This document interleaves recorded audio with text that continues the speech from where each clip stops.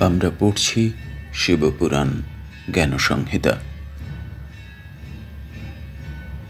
আজকের পাঠ জ্ঞান সংহিতা ৬৯ অধ্যায়। এর আগে ৬৮ অধ্যায়ে আমরা শুনে নিয়েছি কিভাবে পার্থিব শিবলিঙ্গ তৈরি করতে হয়, তাতে প্রাণ প্রতিষ্ঠা করতে হয় এবং কিভাবে শিব পূজা করতে হয়। এছাড়া একজন মানুষের সকাল থেকে ঘুম থেকে ওঠা থেকে শুরু করে সারা দিনে তার কর্তব্যের কথা বা জীবনাচরণের কথা সেগুলো আমরা শুনে নিয়েছি।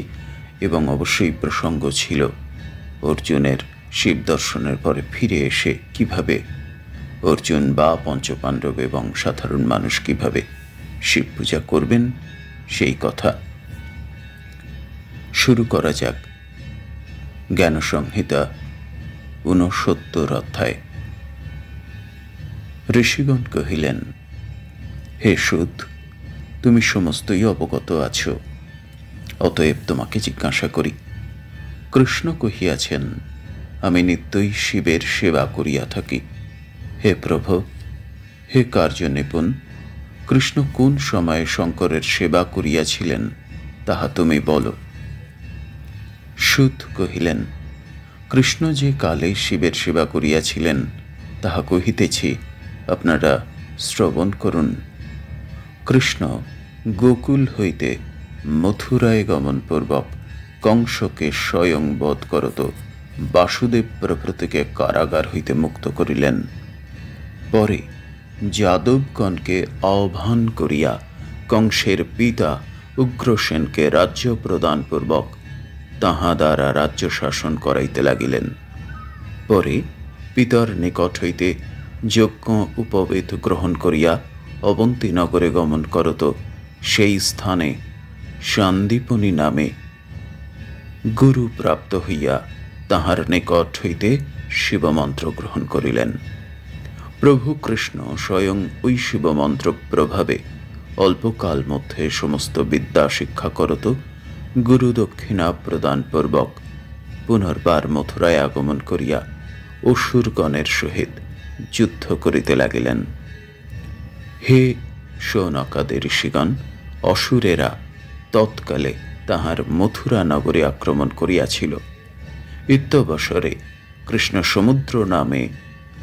সমুদ্র মধ্যে ১২ যোজন পরিমিত দ্বারকা নামে সুন্দর নগরী নির্মাণ করাইলেন। পরে ভগবান কৃষ্ণ মথুরাতে বসুদেব প্রভৃতি যাদবগণকে বাস করাইয়া তাহাদিগের উপর যোগ মায়া প্রভাবে সমস্ত উপকরণের সহিত গৃহকার্যের ভার অর্পণ করিলেন। পরে কালযবন প্রভৃতি মহাপরাক্রমশালী অসুরগণ কর্তৃক পীড়িত হইয়া অনুগ্রহপূর্বক মুচুকুন্দ রাজার নিকট স্বয়ং গমন করিলেন। তৎপরে কৃষ্ণ কোন সময়ে রৈবত নামক পর্বতে গমন করিয়া উপমন্যু নামক শিবভক্ত শিবগণকে জিজ্ঞাসা করিলেন যে, আমি ইহলোকে পরম সন্তোষপূর্বক কিরূপে জয়লাভ করিতে পারি। গণশ্রেষ্ঠ উপমন্যু কৃষ্ণের এই বাক্য শ্রবণ করিয়া কৃষ্ণকে কহিলেন, আপনি তো বিষ্ণুরূপী, তবে কি জন্য শিবের সেবা করিতেছেন না? তাহার সেবা করিলে তিনি নিশ্চয় সকল সময়ে আপনার সাহায্য করিবেন। আপনি শিব হইতে সমস্ত প্রাপ্ত হইবেন, অতএব নিরন্তর তাহার পূজা করুন। এখানে অপূর্ব কাহিনী আমরা পাচ্ছি। ঋষিগণ সুতকে প্রশ্ন করেছেন, কৃষ্ণ কিভাবে শিব পূজা করেছেন, কখন শিব পূজা করেছেন, এই কথা এখানে স্বয়ং সুত বলছেন। এবং এর আগে আমরা পেয়েছি যে বটুক পর্বতে কৃষ্ণ 7 মাস শিবের আরাধনা করেছেন এবং বারবার শিবপুরাণে কৃষ্ণ বারবার বলেছেন, কৃষ্ণ প্রসঙ্গ এসেছে এবং সেখানে বলেছেন, আমি সদা সর্বদা শিব পূজা করে থাকি, তোমরা সকলে শিব পূজা করো। এবং সেই বটুক পর্বতে এর আগের কাহিনীতে আমরা পেয়েছি কৃষ্ণ অনেক বিল্লপত্র দিয়ে প্রতিদিন শিব পূজা করতেন এবং বিল্লেশ্বর নাম হয়েছিল সেই শিবের প্রচুর বিল্লপত্র বা বেলপাতা দিয়ে শিব পূজা করতেন বলে। এখন হয়তো সেই কাহিনীকেই আরও ডিটেলে আরও বিস্তৃতভাবে বলছেন শিব ঋষিদের বর্ণনায়। এবং আমরা দেখলাম সন্দীপন মুনির কথা আসছে।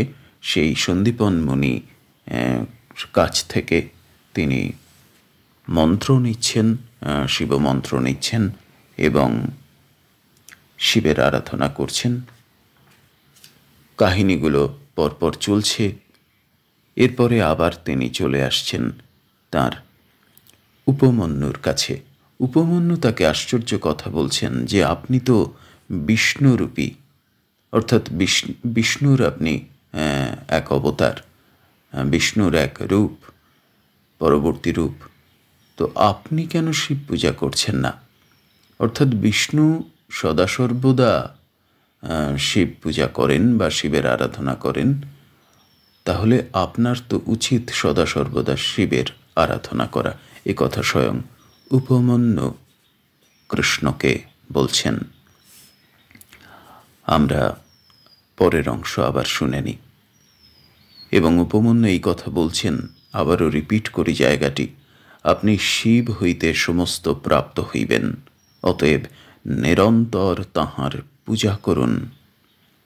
হে ব্রাহ্মণগণ, কৃষ্ণ উপমন্যুর নিকটে শিব পূজার উপদেশ প্রাপ্ত হইয়া নিরন্তর 7 মাস পর্যন্ত নানাবিধ পুষ্প দ্বারা শঙ্করের পূজা করিলেন। পরে কৃষ্ণ সহস্রপত্র, বিল্লপত্র, শতপত্র, কুশ, কবরী পুষ্প, দুর্বা, অর্কপুষ্প, রক্তপদ্ম ও শঙ্খী পুষ্প প্রদান দ্বারা এবং বিবিধ আসন দান ও ধ্যান দ্বারা পুরুষ প্রধান দেবদেব শঙ্করকে সন্তুষ্ট করিলেন। শঙ্কর প্রসন্ন হইয়া কৃষ্ণকে কহিলেন, তুমি উত্তম বর প্রার্থনা করো। তৎপরে বাসুদেব সন্তুষ্ট হইয়া কহিলেন, হে শঙ্কর, আপনার প্রভাবে আমার সমস্তই হইয়াছে। এক্ষণে অসুরেরা আমাকে অতিশয় পীড়িত করিতেছে, অতএব আমি আপনার শরণাপন্ন হইলাম। ব্রহ্মা পূর্বে আপনাকে সেবা করিয়াছেন, এক্ষণে আমি আপনার সেবা করিতেছি। কৃষ্ণ মহাদেবের নিকট এইরূপ প্রার্থনা করিলে শম্ভু কহিতে লাগিলেন, হে হরে, তোমার ধন ধান্য, বহুতর পুত্র, বহুতর পত্নী ও অতুল সামর্থ্য এক্ষণে হোক। এখানে আমরা শিব এবং কৃষ্ণের কথোপকথন পেলাম। তার আগে আরেকটি বাক্য যা আগে পড়েছি সেটা আরেকটু উল্লেখ করা যাক, যে কৃষ্ণ কি দিয়ে শিব পূজা করতেন। এই যে বলা হচ্ছে কৃষ্ণ নিরন্তর 7 মাস বিভিন্ন রকম ফুল দিয়ে শঙ্করের পূজা করতেন এবং পরে সহস্রপত্র, বিল্লপত্র, শতপত্র, কুশ, কবরী পুষ্প বা কবরী ফুল, দুর্বা, অর্কপুষ্প, রক্তপদ্ম ও শঙ্খী পুষ্প, এইগুলো দিয়ে শিবের পূজা করতেন। এছাড়া দান করতেন, ধ্যান করতেন এবং এইভাবে শিবকে তিনি সন্তুষ্ট করেছিলেন। আবার পাঠে ফেরা যাক, পরবর্তী পাঠে। হে শৌনকাদি ঋষিগণ, ভবানীও কৃষ্ণকে নানা প্রকার বর প্রদান করিলেন। তখন কৃষ্ণ মহাদেবের সেই বাক্য শ্রবণ করত পরম আনন্দিত হইয়া শঙ্করকে কহিলেন, হে দেব সত্যম, আপনি পূর্বে আমাকে প্রতিপালন করিয়াছেন এবং সুদর্শন নামে চক্র প্রদান করিয়াছেন। আমি সেই চক্র প্রভাবেই নিরন্তর দেবতা প্রভৃতির মধ্যে উৎকর্ষ প্রাপ্ত হইতেছি। আপনি এক্ষণেও আমার ইচ্ছা অনুরূপ ফল প্রদান করিলেন। কৃষ্ণ এই কথা বলিয়া মহাদেবকে পূজা করিলে পরমেশ্বর প্রসন্ন হইয়া কহিলেন, হে কৃষ্ণ, তুমি এক্ষণে গমন করো, তোমার মঙ্গল হইবে। তোমার যাহাতে বৃদ্ধি হয় আমি তাহা করিব। শঙ্কর এইরূপ আজ্ঞা করিলে কৃষ্ণ স্বয়ং দ্বারকায় গমন করিলেন এবং সন্তুষ্ট মনে সকলকে প্রতিপালন করিতে লাগিলেন। আমরা দেখলাম আরও একটি তথ্য, অত্যন্ত গুরুত্বপূর্ণ তথ্য, যে কৃষ্ণ বলছেন, এর আগে আমি আপনার তপস্যা করে সুদর্শন চক্র লাভ করেছি আপনার কাছ থেকে। তাহলে এই তথ্যটি অত্যন্ত তাৎপর্যপূর্ণ যে কৃষ্ণ সুদর্শন চক্র পাচ্ছেন মহাদেবকে তপস্যা করে। ভগবান শঙ্কর অদ্যাপি সেই রৈবত পর্বতে লোকদিগের সুখদাতা পরম সুন্দর বিল্লেশ্বর নামে খ্যাত হইয়া অবস্থান করিতেছেন। কৃষ্ণ 7 মাসকাল পর্যন্ত নিরন্তর তাহার মস্তকে বিল্লপত্র সমর্পণ করিয়াছিলেন। এজন্য তিনি বিল্লেশ্বর নামে খ্যাত হইয়াছেন। আমরা এর আগেই বিল্লেশ্বরের কাহিনী পেয়েছি। আবারও আসছে কৃষ্ণের পূজিত শিবলিঙ্গের নাম। শিবের নাম বিল্লেশ্বর, কারণ প্রতিদিন 7 মাস ধরে তিনি বেলপাতা দিয়েছিলেন শিবের মাথায়, সেখান থেকে শিবলিঙ্গের মাথায়, সেখান থেকে সেই লিঙ্গের নাম হয় বিল্লেশ্বর।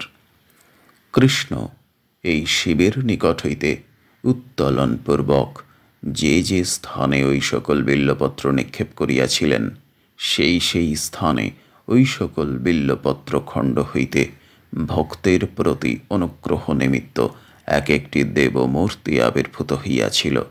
তৎকালে কৃষ্ণ প্রার্থনা করিলে ওই সকল দেবগণ লোকহিতের নিমিত্ত ওই স্থানেই অবস্থান করিলেন। পরমাত্মারূপী কৃষ্ণ সেই দিন হইতে প্রতিদিন ভোগ এবং মুক্তি ফলদাতা শঙ্করের সেবা করিতে লাগিলেন। হে শৌনকাদি ঋষিগণ, আপনারা আমাকে যাহা জিজ্ঞাসা করিয়াছিলেন তৎসমস্তই কহিলাম।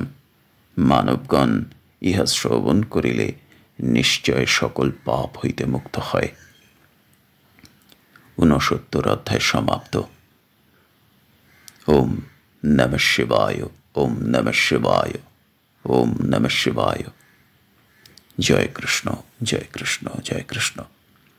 আমরা এখানে অপূর্ব এক কাহিনী পেলাম, যে কাহিনীতে ঋষিরা সুতকে জিজ্ঞাসা করেছেন যে কৃষ্ণ কিভাবে, কোন সময়, কেমন করে শিব পূজা করেছেন তা বিস্তৃতভাবে জানাতে। এবং সেই কথা সুত বলেছেন প্রথমে সন্দীপন মুনি,